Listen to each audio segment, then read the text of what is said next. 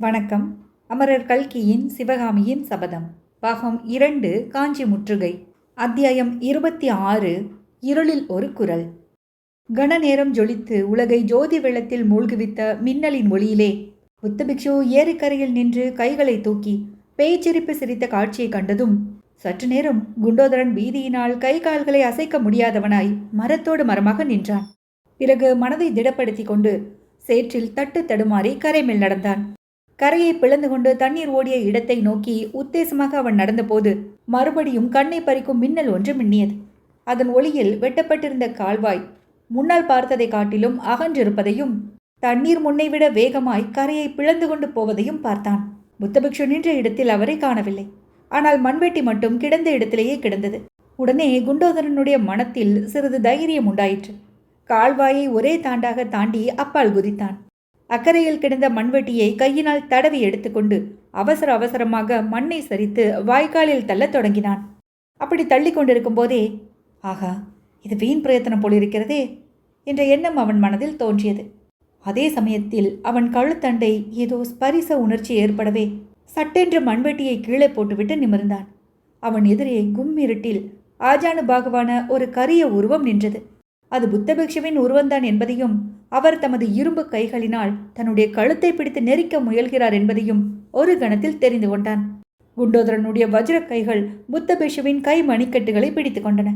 மறுகணத்தில் குண்டோதரனுடைய தலைக்கு மேலே நாகநந்தி பிக்ஷுவின் பேய்ச்செரிப்பு மீண்டும் ஒலித்தது. இடையிடையே வானத்தை கிழித்து கொண்டு தோன்றி மறைந்த மின்னல் வெளிச்சத்தினால் இன்னும் கண்ணங்கரியதாக தோன்றிய கார் இருளில் விளிம்பு வரை தண்ணீர் ததும்பி அலை மோதி கொண்டிருந்த ஏரிக்கரையில் கணத்துக்கு கணம் அகன்று வந்த உடைப்புக்கு அருகில் குள்ள உருவமுடைய குண்டோதரனுக்கும் நெடுதுயர்ந்து நின்ற புத்தபிஷுவுக்கும் இடையே பிடிவாதமான மல்யுத்தம் ஆரம்பமாயிற்று. அந்த விசித்திரமான துவந்த யுத்தம் கால் நாளிகை நேரம் நடந்திருக்கலாம். அப்போது கரையில் மோதிய ஏரி அலைகளின் ஓ என்ற சத்தம், கரையை பிளந்து கொண்டு அப்பால் விழுந்த பிரவாகத்தின் ஹோ என்ற சத்தம், வர வர வலுத்து கொண்டிருந்த சோ என்ற மழை சத்தம், விற்றென்று அடித்த புயல் காற்றில் மரங்கள் பிசாசுகளைப் போல் ஆடிய மர்மர சத்தம் ஆகிய இந்த நானாவித பேரொளிகளையும் அடக்கி கொண்டு குண்டோதரா, குண்டோதரா என்ற கம்பீரமான குரல் கேட்டது. துவந்த யுத்தம் செய்த இருவரும் ஒரு கணம் ஸ்தம்பித்து நின்றார்கள். ஆனால் அவர்களுடைய கைப்பிடி மட்டும் நழுவவில்லை. அது யாருடைய குரல் என்று குண்டோதரன் சிந்தித்தான். அசோகபுரத்திலிருந்து வரும்போது தனக்கு பின்னாலும் குதிரையடி சத்தம் கேட்டது அவனுக்கு நினைவு வந்தது. குண்டோதரா, சண்டையை நிறுத்து. உடைப்பை அடக்க முயலாதே, வீண் வேலை. ஓடிப்போய் ஆயனரையும் சிவகாமியையும் காப்பாற்று. நான் சொல்வது காதில் விழுகிறதா?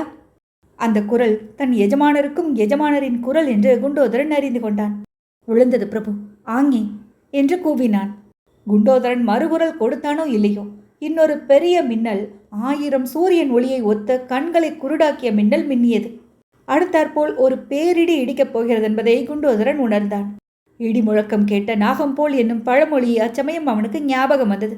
விஷுவின் கை மணிக்கட்டுகளை அவன் இன்னும் கெட்டியாக பிடித்து கொண்டான். அவன் எதிர்பார்த்தது போலவே இடி இடித்தது. அண்ட பகிரண்டங்கள் எல்லாம் இடிந்து தட தடவென்று தலையில் விழுவது போல் இடித்தது. இடி இடித்து நின்றதும் குண்டோதரனுடைய காதில் அதற்கு முன்னால் கேட்டுக்கொண்டிருந்த அலைச்சத்தம் மழைச்சத்தம் எல்லாம் ஓய்ந்து ஒய் என்ற சத்தம் மட்டும் ஒலித்து கொண்டிருந்தது. ஐயோ, காது செவிடாகிவிட்டதா என்ன என்று குண்டோதரன் ஒரு கணம் எண்ணமிட்டான். ஆனால் அதே இடிச்சத்தம் காரணமாக நாகநந்தியின் பிடி தளர்ந்திருக்கிறது என்பதை அவன் தேக உணர்ச்சி சொல்லியது. அவ்வளவுதான். தன்னுடைய வஜ்ர சரீரத்தின் முழு பலத்தையும் பிரயோகித்து பிக்ஷுவை ஒரு தள்ளு தள்ளினான். ஏரிக்கரையின் அப்புறத்தில் பிஷு உருண்டு உருண்டு போய் கீழே உடைப்பு தண்ணீர் பெய்த்து கொண்டிருந்த பள்ளத்தில் தொப்பென்று விழுந்ததை குண்டோதரன் கண்டான். உடனே ஒரு பெரிய அதிசயம் அவனை பற்றி கொண்டது. மின்னல் இல்லாத போது புத்தபிக்ஷு கரையிலிருந்து உருண்டு பள்ளத்திலே விழுந்தது அவனுக்கு எப்படி தெரிந்தது? ஆகா, இதென்ன வெளிச்சம்! குண்டோதரன் சுற்றுமுற்றும் பார்த்தான். சற்று தூரத்தில் ஒரு பனைமரம் உச்சியில் பற்றி எறிவதை கண்டான். அந்த மரத்தின் மேல் இடி விழுந்து தீப்பிடித்து கொண்டிருக்கிறது. வெளிச்சத்திற்கு அதுதான் காரணம். பற்றி எறிந்த பனைமரத்தின் வெளிச்சத்தில் குண்டோதரன் இன்னும் சில காட்சிகளை கண்டான். அந்த பனைமரத்தை தாண்டி ஒரு குதிரை அதிவேகமாக போய்கொண்டிருந்தது. அந்த குதிரை மேலிருந்தவர்தான் சற்று முன்னால் தனக்கு குரல் கொடுத்தவர் என்பதை உணர்ந்தான். ஏரியின் ஓரமாக இன்னொரு மரத்தில் நாகநந்தி பிக்ஷு வந்த குதிரை கட்டப்பட்டிருப்பதையும் கண்டான். அதற்கு மேல் வேறொன்றையும் பார்க்க குண்டோதரன் விரும்பவில்லை. அந்த குதிரை இருந்த இடத்தை நோக்கி பாய்ந்து சென்றான். நடுவில் கால் சறுக்கி கீழே விழுந்ததை கூட அவன் பொருட்படுத்தவில்லை. மரத்திலிருந்து குதிரையை அவிழ்த்துவிட்டு அதன் மேல் குண்டோதரன் ஏறினானோ இல்லையோ, பனைமரத்து வெளிச்சமும் அணைந்து விட்டது. அது வரையில் சிறு தூறலாக இருந்தது, அப்போது பெரும் மழையாக மாறியது. எத்தனையோ பெருமழையை குண்டோதரன் பார்த்ததுண்டு.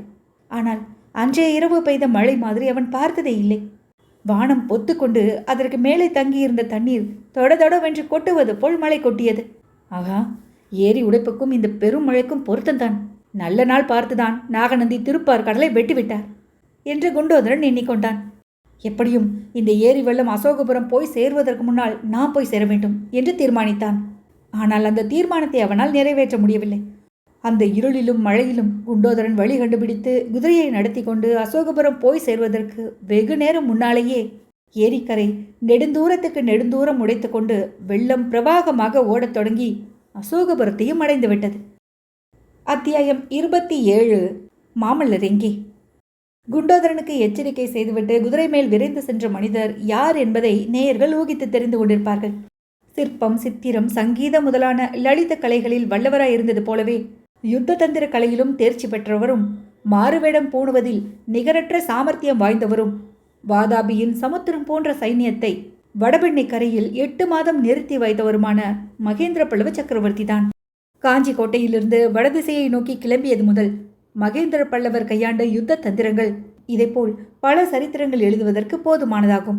நாகநந்தி என்னும் புத்த பிக்ஷுவின் வேஷம் பூண்டிருந்தவர் புலிகேசியின் அந்தரங்க நம்பிக்கைக்கு பாத்திரமான ஒற்றர் என்று அவர் ஊகித்திருந்தார்.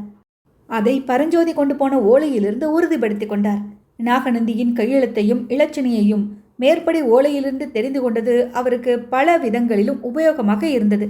அந்த உபயோகங்களில் ஒன்றுதான் பல்லவ ராஜ்யத்தின் எல்லைப்புறத்தில் காத்திருந்த கங்க நாட்டு துர்விநீதனை அவசரமாக காஞ்சி மாநகரை நோக்கி முன்னேற செய்தது. புலிகேசியின் மாபெரும் சைன்யத்திற்கு பின்வாங்கி காஞ்சி கோட்டைக்கு திரும்பி வந்து கொண்டிருந்த மகேந்திர பல்லவர் தம் கோட்டைக்குள் புகுந்து கொள்வதற்கு முன்னால் ஒரு பெரும் வெற்றி அடைந்து பல்லவ வீரர்களுக்கும் பல்லவ சாம்ராஜ்யத்துக்கும் மக்களுக்கும் உற்சாகம் ஊட்ட வேண்டும் என்று தீர்மானித்தார். போருக்கு துடித்து கொண்டிருந்த குமார சக்கரவர்த்தியின் ஆத்திரத்துக்கு ஒரு போக்கு காட்டவும் இந்த சந்தர்ப்பத்தை சக்கரவர்த்தி பயன்படுத்தி கொள்ள விரும்பினார்.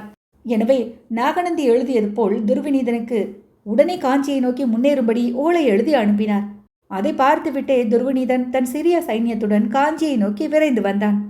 குண்டோதரன் கொடுத்த ஓலையை படித்ததும் நாகநந்திக்கு ஏற்பட்ட அளவில்லாத வியப்பையும் நேயர்கள் கவனித்திருப்பார்கள். அவருடைய ஓலையின்படி முன்னேறி வருவதாக துர்விநீதன் அதில் எழுதியிருந்தபடியால் தாம் அத்தகைய ஓலை ஒன்றும் அனுப்பவில்லை. இதில் ஏதோ சூழ்ச்சி நடந்திருக்கிறது என்று தீர்மானித்துக் கொண்டு நாகநந்தி குண்டோதரன் கொண்டு வந்த குதிரையில் ஏறி சென்று புள்ளலூர் போர்க்களத்தை அடைந்தார். அதற்குள்ளாக கங்க நாட்டு சைன்யம் தோல்வி அடைந்து சேனா வீரர்கள் சிதறி ஓட ஆரம்பித்து விட்டார்கள்.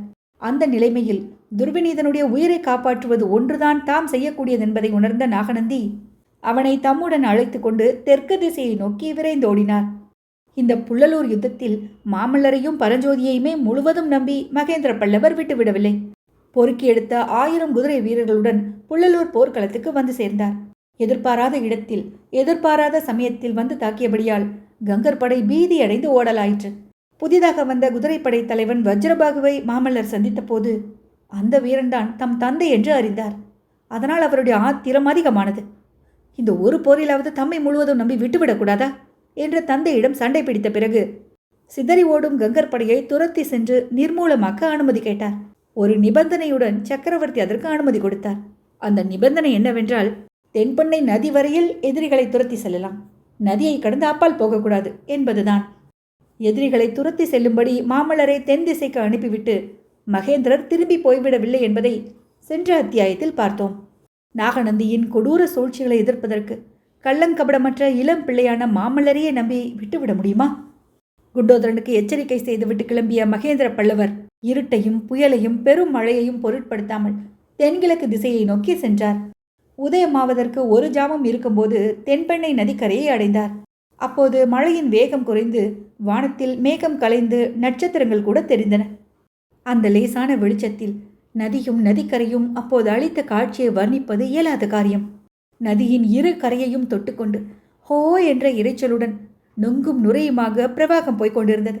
நேற்று அல்லது முந்திய தினமாயிருந்தால் அத்தகைய பெரும் பிரவாகம் கூட சற்று தூரத்தில் இருந்த பார்வைக்கு தெரிந்திராது. அடர்ந்த தோப்புகளினால் அது மறைக்கப்பட்டிருக்கும். ஆனால் இப்போது நதிக்கரையில் நெருங்கி வளர்ந்திருந்த அவ்வளவு விருட்சங்களும் முறிந்து விழுந்து கிடந்தன. மகேந்திரர் நதிக்கரையை நெருங்கியதும் முறிந்து விழுந்து கிடந்த மரங்களுக்கு மத்தியிலிருந்து குதிரை ஒன்று வெளியில் வந்தது. அதன் மேல் இருந்தவன் சத்ருகணன். பிரபு, இன்றிரவு நான் பட்ட கவலை என்றைக்குமே பட்டதில்லை. தங்களை தனியே அனுப்பிய என்னுடைய அறிவீனத்தை நினைத்து நினைத்து வருத்தப்பட்டு கொண்டிருந்தேன். இந்த புயலிலும் மழையிலும் தாங்கள் எப்படி வழி கண்டுபிடித்து வந்து சேர்ந்தீர்கள் என்று கேட்டான். நானும் எத்தனையோ இரவுகளை பார்த்திருக்கிறேன் சத்ருகனா, ஆனால் இன்றைய இரவை போன்ற பயங்கரத்தை கண்டதே இல்லை. போகட்டும், நீ இங்கே காத்திருந்ததில் பயனுண்டா? ஆம் பிரபு, இங்கேதான் அவர்கள் நதியை கடந்து சென்றார்கள். துர்வனீதன் இருந்தானா? பார்த்தாயா? வெகு சமீபத்தில் நின்று பார்த்தேன். துர்வனீதன் யானை மீது இருந்தான். மற்றவர்கள் 7-8 படகுகளில் சென்றார்கள். அப்போது புயல் ஆரம்பிக்கவில்லை. கிட்டத்தட்ட அவர்கள் அக்கறையை அடைந்த போதுதான் காற்று ஆரம்பித்தது. கரையோரம் போய்விட்டபடியால் தட்டு தடுமாறி கரையேறிவிட்டார்கள். அப்போது நதியின் பிரவாகமும் இவ்வளவில்லை. நீ சொன்ன இடத்துக்குத்தான் அவர்கள் போயிருக்க வேண்டும். பின்னால் படகு ஒன்றும் விட்டுவிட்டு போகவில்லையா? ஒரு படகை விட்டு போனார்கள். அதை நீங்களும் நானும் எடுத்துக்கொண்டு போய் பிக்ஷுவை திண்டாடச் செய்யலாம் என்று நினைத்தேன். ஆனால் புயல் நம்மையும் திண்டாட விட்டு படகை அடித்து கொண்டு போய்விட்டது. நல்லதாய் போயிற்று சத்ருகனா. துர்வநீதனை தொடர இப்போது அவகாசம் இல்லை. அதை விட முக்கியமான வேலை இருக்கிறது. மாமல்லனும் பரஞ்சோதியும் எங்கே இறங்கி இருக்கிறார்கள் என்று தெரிந்து கொண்டாயல்லவா? இந்த நதிக்கரையிலே தான் கிழக்கே அரைக்காத தூரத்தில் இருக்கிறார்கள். ஆனால் இந்த பெரும் புயலில் அவர்கள் என்ன பாடுபட்டார்களோ தெரியவில்லை. உடனே அவர்கள் இருக்குமிடம் போக வேண்டும். பொழுது விடுவதற்குள் அவர்கள் தென்பண்ணியை கடந்து விட வேண்டும். உன் குதிரையின் உடம்பில் இன்னும் சக்தி இருக்கிறதா சத்ருகனா? என் குதிரை ரொம்பவும் தளர்ந்து விட்டது. என் குதிரை இன்னும் போகும் பிரபு. இதன் மேல் ஏறி போங்கள். நான் இங்கேயே இருக்கிறேன். இல்லை, 2 பேரும் தான் போக வேண்டும். பிக்ஷு இங்கே வந்தால்? பிக்ஷு இங்கே வரமாட்டார் சத்ருகனா. நிச்சயமாக இன்னும் சில நாளைக்கு வரமாட்டார். ஏன் பிரபு? உன் சீடன் குண்டோதரன் அவரை தூக்கி திருப்பார்கடல் உடைப்பில் போட்டுவிட்டார். என்னென்ன? அதோ அந்த சத்தம் உன் காதில் விழுகிறதா? சத்ருகனன் உற்று கேட்டுவிட்டு, ஆம் பிரபு, சமுத்திர கோஷம் மாதிரி இருக்கிறது. மறுபடியும் மழையா என்று கேட்டான். மழை சத்தம் அப்படி இராது. திருப்பார்கடல் உடைத்து கொண்டு விட்டது. நாளை பொழுது போவதற்குள் வராக நதியிலிருந்து தென்பெண்ணை வரையில் ஒரே பிரளயம்தான். ஐயோ, மாமல்லர் என்று அலறினான் சத்ருகனன். வா போகலாம். மாமல்லனையும் பரஞ்சோதியையும் எச்சரித்து காப்பாற்றலாம் என்றார் மகேந்திரர். சுவாமி, குண்டோதரன்? குண்டோதரன் திருப்பார்கடல் உடைப்பை அடைக்க முயற்சி செய்தான். அது முடியாத காரியம். ஓடிப்போய் ஆயனரையும் சிவகாமியையும் காப்பாற்று என்று எச்சரிக்கை செய்துவிட்டு வந்தேன். என்ன செய்தானோ? ஆகா, அவர்கள் வேறு அகப்பட்டு கொண்டார்களா? இன்றைக்கு உண்மையிலேயே மிக பயங்கரமான இரவுதான் என்று சத்ருகணன் கூறி குதிரையை போகும்படி முடுக்கினான்.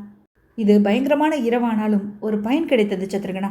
புலிகேசியை வெல்வதற்கு இன்னொரு ஆயுதத்தை கண்டுபிடித்தேன் என்றார் சக்கரவர்த்தி. பிரபு, தாங்கள் உண்மையிலேயே விசித்திர சித்தர்தான் என்று சத்ருகணன் வியப்புடன் கூறினான். 2 குதிரைகளும் நதிக்கரையோரமாக கிழக்கு திசையை நோக்கி சென்றன. வழியெல்லாம் முறிந்து கிடந்த மரங்களை தாண்டி போவதில் அவர்களுக்கு எவ்வளவோ சிரமம் ஏற்பட்டது. எனினும் பொழுது புலரும் சமயத்தில் அவர்கள் பல்லவ சைன்யத்தின் பாசறையை வந்தடைந்தார்கள். அல்லோல கொல்லலமாய் கிடந்த அந்த பாசறையில் நுழைந்ததும் பல்லவ வீரர்களுக்கெல்லாம் வந்திருப்பவர் மகேந்திர சக்கரவர்த்தி என்பது தெரிந்துவிடவே பலமான ஜெயகோஷம் எழுந்தது. மகேந்திரர் தளபதி பரஞ்சோதியை பார்த்தவுடனே அவருக்கு பேச இடம் கொடாமல், தளபதி, உடனே புறப்பட வேண்டும். இன்னும் 1 நாளிகைக்குள் தென்பண்ணியை கடந்து அக்கறை போக வேண்டும். நீந்த தெரிந்தவர்கள் நீந்தட்டும். நீந்த தெரியாதவர்கள் மரக்கட்டை எதையாவது பிடித்து கொள்ளட்டும். குதிரைகள், யானைகள் எல்லாவற்றையும் ஆற்றில் அடித்து விடுங்கள். ஆயுதங்கள், சாமக்கிரியைகள் எது போனாலும் போகட்டும். மனிதர்கள் பிழைத்தால் போதும் என்றார். இந்த விசித்திரமான கட்டளையை கேட்டு திகைத்து நின்ற பரஞ்சோதியை பார்த்து, ஓஹோ, காரணம் தெரிய வேண்டுமா? திருப்பார்கடல் உடைத்து கொண்டு விட்டது. அதோ வினாடிக்கு வினாடி அதிகமாகும் கோஷத்தை கேளும். இன்னும் 1 ஜாமத்திற்குள்ளே வெள்ளம் இங்கேயே வந்துவிடும் என்றார். பரஞ்சோதியின் முகத்தில் அப்போது சொல்ல முடியாத பீதி தோன்றியது. பிரபு, பிரபு என்று மேலே பேச முடியாமல் அவர் தயங்கி நிற்பதைக் கண்டு, என்ன விசேஷம் தளபதி? மாமல்லன் எங்கே என்று சக்கரவர்த்தி கேட்டார். நேற்று இருட்டிய பிறகு அசோகபுரத்துக்கு புறப்பட்டு போனார் பிரபு. அங்கே அங்கே என்று மேலே சொல்வதற்கு பரஞ்சோதி தயங்கினார். தெரிந்து கொண்டேன் தளபதி. அசோகபுரத்திலே ஆயனர் இருக்கிறார். அந்த சிற்ப சக்கரவர்த்தியை பார்ப்பதற்காக குமார சக்கரவர்த்தி புறப்பட்டு போனார். நல்லது. மாமல்லனை காப்பாற்றும் பொறுப்பு இனி நமக்கு கிடையாது. அது ஏகாம்பரநாதனுடைய பொறுப்பு. இங்குள்ள மற்ற போர் வீரர்களை நாம் காப்பாற்ற முயல்வோம் என்றார் மகேந்திரர். மாமல்லரை பற்றிய அனாவசியமான கவலை நமது வாசகர்களையும் பீடிக்காமல் இருக்கும் பொருட்டு அச்சமயம் அவர் எங்கே இருந்தார் என்பதை சொல்லிவிட விரும்புகிறோம். கிழக்கு வெளுத்து பொழுது புலரத் தொடங்கியிருந்த அந்த நேரத்தில் அசோகபுரத்து புத்த விகாரத்தின் அருகில் மாமல்லர் ஏறியிருந்த குதிரையானது பெருகி வந்த எதிர் வெள்ளத்தில் நீந்தி திணறிக் கொண்டிருந்தது. விகாரத்தின் மேல் தளத்திலே ஆயனரும் சிவகாமியும் சிவகாமியின் அத்தையும் நின்று ஆவலுடனும் கவலையுடனும் அவருடைய வருகையை நோக்கி கொண்டிருந்தனர். ரதியும் சுகபிரம்ம ரிஷியும் கூட அங்கே காணப்பட்டனர். அதே சமயத்தில் நீர் சூழ்ந்த புத்த விகாரத்தின் ஓரமாக பானை தெப்பத்தில் குண்டோதரன் வந்து கொண்டிருந்தான். வீதியிலும் மற்றும் சுற்றுப்புறமெங்கும் வெள்ளம் சுழித்து கொண்டு கொம்மாளமிட்டு அதிவேகமாக ஓடிக்கொண்டிருந்ததுடன் கணத்துக்கு கணம் பெருகிக் கொண்டும் இருந்தது. நன்றி.